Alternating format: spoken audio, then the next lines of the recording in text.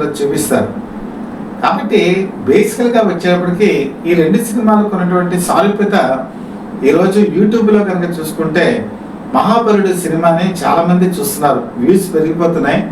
నిజంగా అది ఆ రోజుల్లో సూపర్ స్టార్ కృష్ణ అంత గొప్ప చిత్రంలో నటించడం విధంగా ఇప్పుడు ఏదో ఇది పాన్ ఇండియా సినిమాలు అన్నీ చెప్తున్నారు, కానీ నాకు తెలిసినంత వరకు సూపర్ స్టార్ కృష్ణ నటించిన మొట్టమొదటి పాన్ ఇండియా సినిమా ఈ మహాబలుడే. కాకపోతే అప్పుడు మెయిన్ డ్రాబ్యాక్ ఏంటంటే తెలుగు సినిమా ఇండస్ట్రీకి మార్కెటింగ్ లేదు.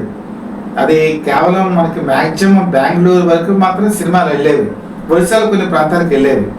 ఈవెన్ తమిళనాడులో కూడా మన తెలుగు సినిమాలు పెద్ద వెళ్ళేవి కావు.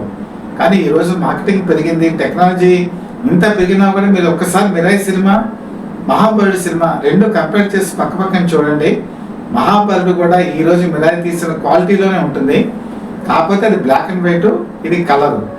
ఎప్పటికైనా సరే సూపర్ స్టార్ కృష్ణ సంబంధించిన అంటే పద్మలయ స్టూడియోస్ ఉంది, మహేష్ బాబు ఉన్నారు.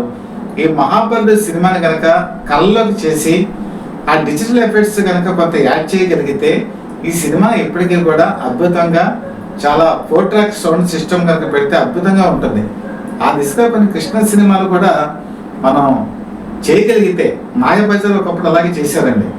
బ్లాక్ అండ్ వైట్లో సినిమాని కళ్ళలోకి తీశారు, ఆ రోజు మంచి విశేష ఆదరణ పొందింది. అలాగే కృష్ణకి సంబంధించిన అనేక క్లాసిక్ సినిమాలు ఉన్నాయి. గూఢచారి నృపదారు తీసుకున్నా, మహాబలుడు తీసుకున్నా, ఇలాంటి సినిమాలు ఎన్నో ఉన్నాయి. వాటిని కనుక డిజిటలైజేషన్ కనుక చేయగలిగితే ఈరోజు తెలుగు సినిమా ప్రేక్షకులకి థియేటర్స్లో కూడా చూసేటువంటి అవకాశం ఉంటుంది.